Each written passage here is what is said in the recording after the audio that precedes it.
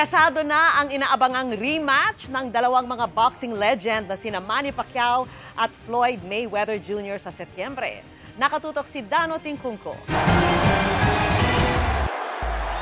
Binansagang fight of the century ang pagtatapat ni pambansang kamao Manny Pacquiao at Floyd Mayweather Jr. noong 2015, kung saan tinalo ni Mayweather si Pacquiao via unanimous decision. Kanina, mahigit 10 taon matapos ang labang yan, may inanunsyo si Pacquiao sa handover ceremony ng kanyang memorabilia sa National Sports Museum. Muli sila maghaharap ni Mayweather sa The Sphere sa Las Vegas sa September 19.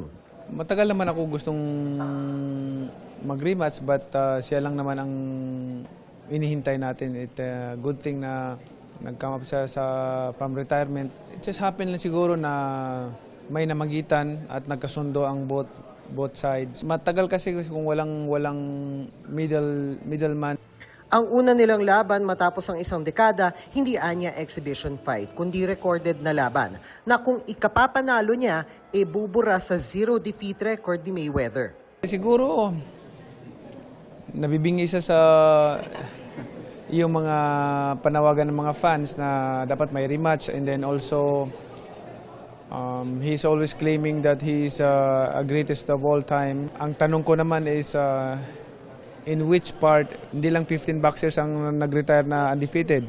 I'm not raising my own share, but at least ako, I can claim na first 8 different weight division, 4 different decades. At least makaklaim ako ng ganon. Maglalaan si Pacquiao ng 4 na buwang training para sa laban nila ni Mayweather. Pero bago yan, may exhibition fight muna sila ni former junior welterweight world champion Ruslan Provodnikov sa Las Vegas din sa April 18. Ikalawang laban na niya ito mula na magretiro sa boxing noong 2024, kasunod ng laban nila ni WBC welterweight champion Mario Barrios noong July 2025 na nauwi sa draw.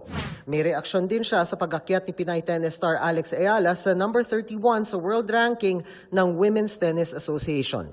I'm so proud of her na talagang yung dala-dala yung flag ng Pilipinas. Kailangan natin marami pang ganon. Focus lang sa goal natin. Marami pang mga Pilipino sana ang magbigay ng karangalan sa ating bansa. Para sa GMA Integrated News, Dano Tingkungko, nakatutok 24 oras.